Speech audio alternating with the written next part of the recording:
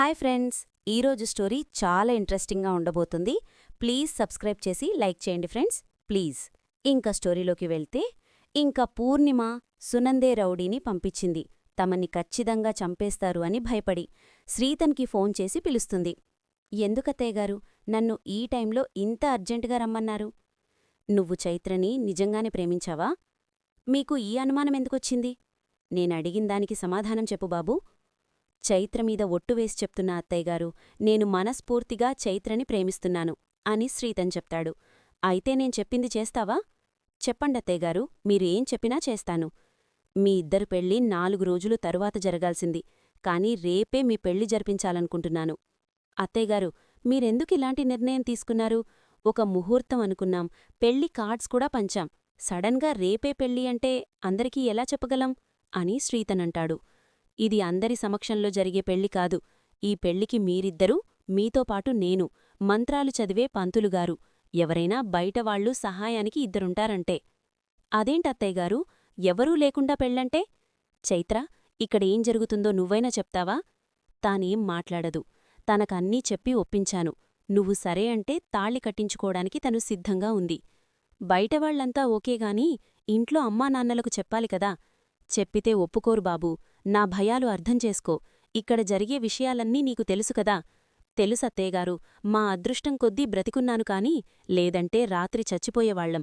ఈ పెళ్లి ఆపాలని కొంతమంది ప్రయత్నాలు చేస్తున్నారు. ఈ పెళ్లి ఆపడానికి, ప్రాణాలు తీయడానికి కూడా వెనుకాడట్లేదు. ఎవరు వాళ్ళు? అవన్నీ ఇప్పుడు నేను చెప్పలేను బాబూ. ఇవి చేతులు కావు, కాళ్లనుకో. అతయ్యా, నాకు వేరే దారి లేదు. గడుస్తున్న ప్రతీ గంటా ఒక నరకంలా ఉంది. చీకటి పడిపే మళ్లీ ఇంటికి ఎవరొస్తారోనని భయంగా ఉంది. నాకేమైనా పర్వాలేదు. నా నిబ్బలంతా నా కూతురు గురించే. ఏం చెయ్యాలో తెలియక నేనీ నిర్ణయం తీసుకున్నాను. గుడ్డి అత్తతో ఒకసారి మాట్లాడదాం బాబూ, కాని ఇప్పుడు కాదు. ముందు నువ్వు పెళ్లికి సరే అను. రేపు ఉదయం గుడిలో పెళ్లి. పెళ్లికి ఆనంది నేను, అమ్మానాన్న. నేను చైత్రని మనస్ఫూర్తిగా ప్రేమించట్లేదు. తనేమైపోయినా పర్వాలేదంటావా? నువ్వు నా మాట వినవలసిన అవసరం లేదు బాబూ. మీ ఇంటికి వెళ్ళిపోవచ్చు. కాని చైత్ర మాత్రం నీకు దక్కదు. అత్తయ్యగారు, మీరిలా మాట్లాడద్దు. నేను చైత్ర కోసం ఏమైనా చేస్తాను. అయినా మేం పెద్దలను ఎదిరించి పెళ్లి చేసుకోవట్లేదు. చేసుకోవాల్సిన పెళ్లే. ముహూర్తానికంటే కాస్త ముందు జరుగుతోంది అంతే. అందులో నాకేం బాధలేదు. మా అమ్మానాన్నను నేను కన్విన్స్ చేసుకోగలను అంటాడు శ్రీతన్. థాంక్స్ బాబూ, నాకిప్పుడు కొంచెం ధైర్యంగా ఉంది. నేను పెళ్లి కావాల్సిన ఏర్పాట్లన్నీ చేస్తాను. ఉదయంకంతా గుడిలో ఉండు. అలాగే అత్తయ్యగారు, మీ ఇష్టం అంటాడు శ్రీతన్. ఇంక ఇందుమతి ఇదంతా దూరం నుంచి గమనిస్తూ ఉంటుంది. నువ్వెలాంటి నిర్ణయం తీసుకోవాలనే నిన్నింతలా భయపెట్టింది. ఈ శ్రీతన్ గాడ్ని ఫాలో అవుతూ వచ్చినందుకు కావలసిన ఇన్ఫర్మేషన్ దొరికింది. కథ ప్రీక్లైమాక్స్కి చేరింది. దీన్ని క్లైమాక్స్కి ఎలా తీసుకెళ్లాలి? ఏదో జరగబోతోంది. కాసేపట్లో ఫోన్ చేస్తానంది పెద్దమ్మ. ఫోన్ చేయలేదు. ఏమయుంటుంది? ఈవిడ ఆయుష్షు గట్టిది. ఓ, చెప్పు పెద్దమ్మా. పెళ్లికొడుకు అత్తారింటికి చేరాడు. అర్థం కాలేదు. శ్రీతన్గాడు హడావిడిగా ఎక్కడికో బయలుదేరుతున్నాడు. వాణ్ణి ఫాలో అవుతున్నాను అని చెప్పాను కదా.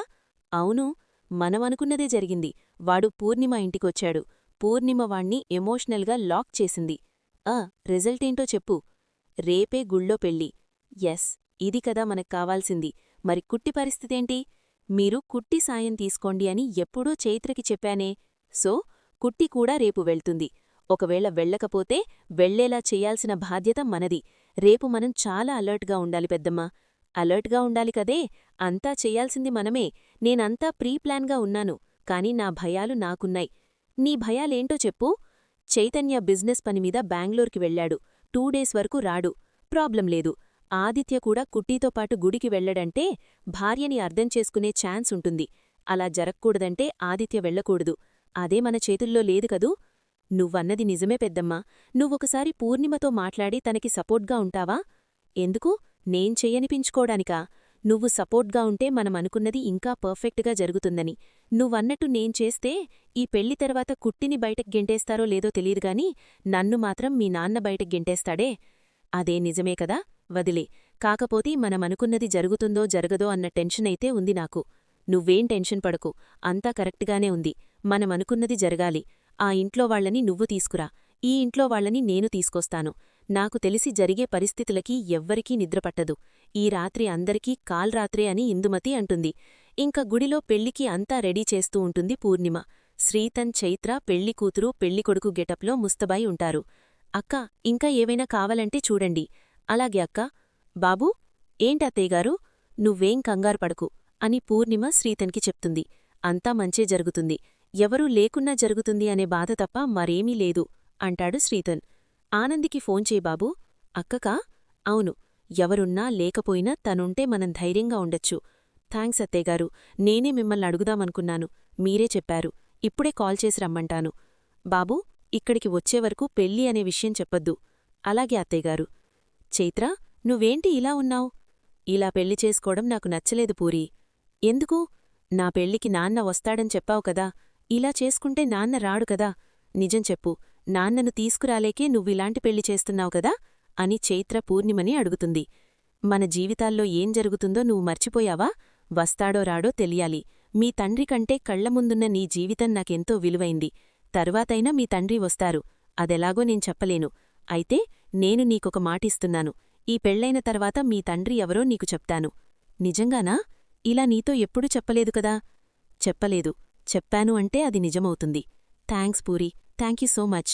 నీ మెళ్ళో తాళిపడే వరకు నా గుండెల్లో భయం తగ్గదు అని పూర్ణిమ అనుకుంటుంది. ఇంక శ్రీతన్ ఆనందికి ఫోన్ చేస్తాడు తమ్ముడు. తమ్ముడికి నేనింత ఎర్లీ మార్నింగ్ గుర్తొచ్చానేంటి? హాయ్ తమ్ముడు, గుడ్ మార్నింగ్. గుడ్ మార్నింగ్ అక్కా, నేను నీతో మాట్లాడాలి. చెప్పు తమ్ముడు. ఫోన్లో కాదు. అయితే మా ఇంటికిరా. ఇంటికి రానక్కా. పోనీ నన్నే ఇంటికి రమ్మంటావా? ఇంటిక్కాదు. ఎక్కడికి రాను? నేనిప్పుడు రామలయం టెంపుల్లో ఉన్నాను, ఇక్కడికి రాగలవా? మీకు పొద్దుగాలనే ఇంత భక్తొచ్చిందేంది? రాములవారికి పొర్లుదండాలు పెడుతున్నావేంది? చైత్రతో పెళ్ళవుతున్నందుకు కాదులే అక్కా, తొందరగారా.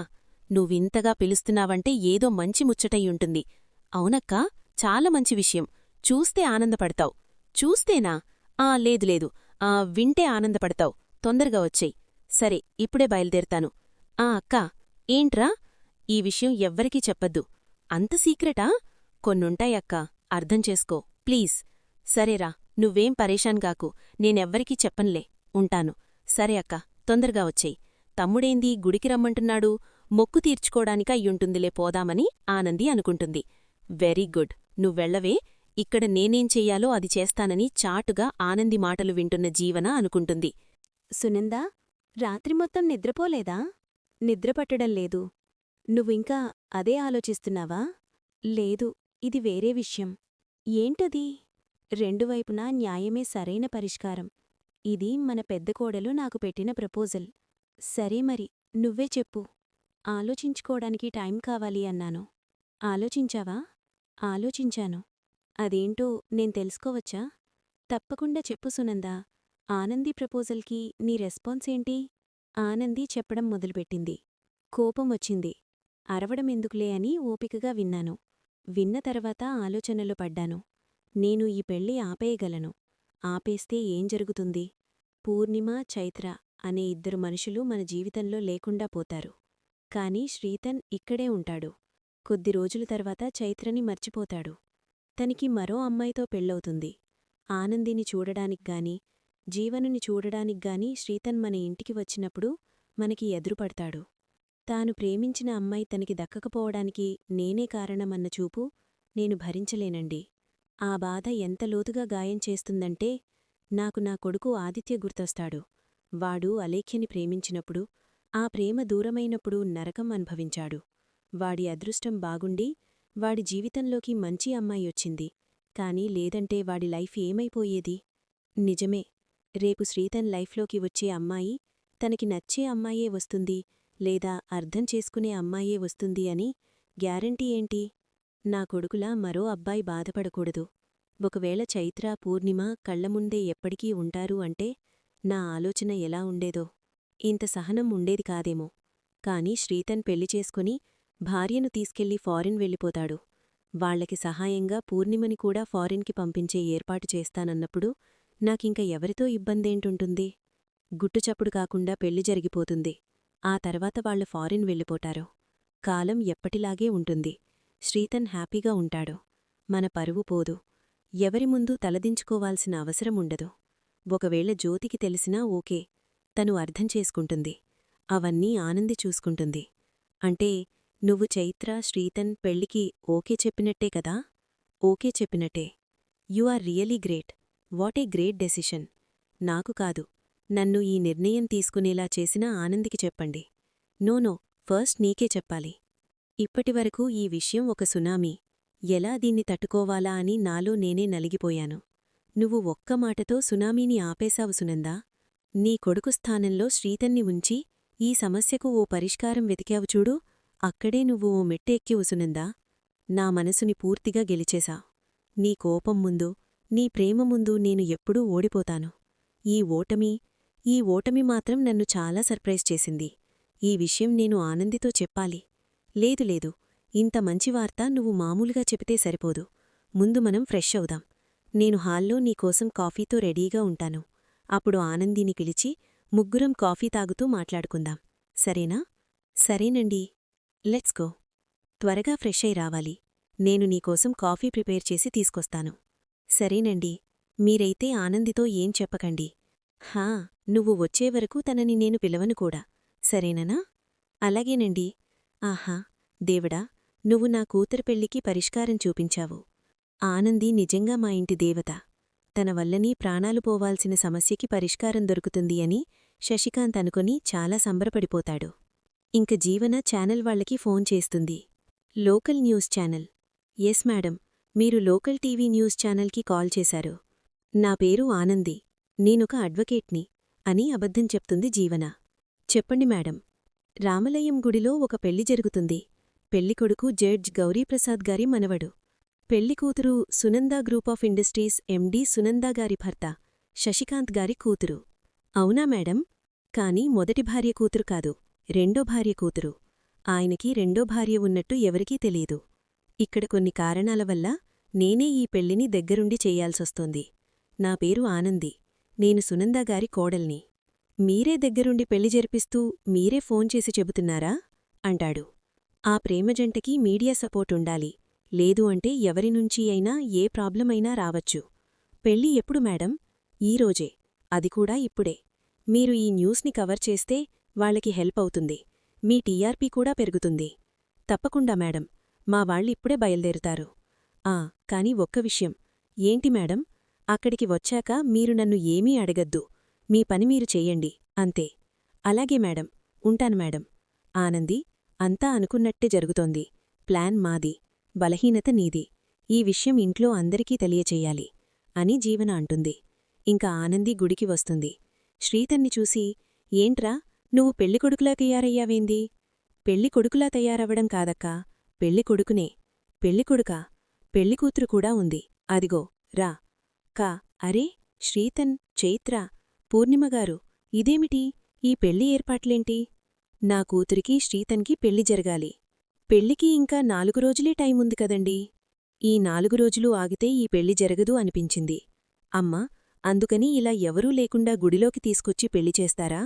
మీ భయాలను నేను అర్థం చేసుకోగలను. కావాలంటే మిమ్మల్ని సేఫ్గా ఒకే ప్లేస్లో పెడతానని చెప్పాను కదా, అయినా మీరు వినలేదు. ఇట్లా చెయ్యాలనుకున్నప్పుడు నాతో ఒక్కమాటైనా చెప్పాలి కదక్కా. మీలా పరిస్థితి ఎంత సీరియస్గా ఉందో నీకు చెప్పాను కదా. నాతో చెప్పావా? నాకు ఆలోచించుకునే టైమివ్వాలి కదా. అప్పుడు నువ్వు నా శవాలని చూస్తావమ్మా. మీరు ఎవరి గురించైతే భయపడుతున్నారో వాళ్లనుంచి మీకు ఏ ప్రమాదం రాదు. అత్తగారిని సమర్పిస్తుంది అని పూర్ణిమ అనుకుంటుంది. ఒకవేళ మీకు అంత భయముంటే నాకు ఫోన్ చెయ్యాలి కదా. మీ అంతటి మీరే నిర్ణయం తీసుకుని పెళ్లి ఏర్పాట్లు చేసుకుంటే సరిపోతుందా? పెద్దవాళ్ల గురించి ఆలోచించరా?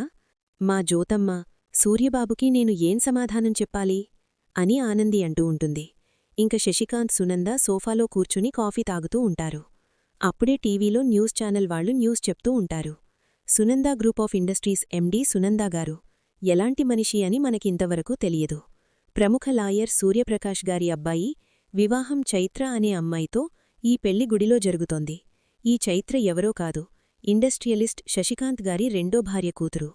మరో గొప్ప విషయమేంటంటే ఈ పెళ్లి జరిపిస్తోంది ఎవరో కాదు, సునందాగారి పెద్ద కోడలు ఆనంది అని ఫోటోలతో సహా న్యూస్ ఛానల్లో చూపిస్తారు. ఇది చూసిన సునందా, శశికాంత్ ఒక్కసారిగా షాకవుతారు. శ్రీతన్, చైత్ర పెళ్లి ఆనంది దగ్గరుండి జరిపిస్తూ ఉండడం చూసిన సునంద చాలా కోపంతో రగిలిపోతుంది. మరి ఏం జరగబోతోందో తెలుసుకోవాలంటే మరిన్ని అప్డేట్స్ కోసం ప్లీజ్ సబ్స్క్రైబ్ చేసి లైక్ చేయండి. Thanks for watching friends.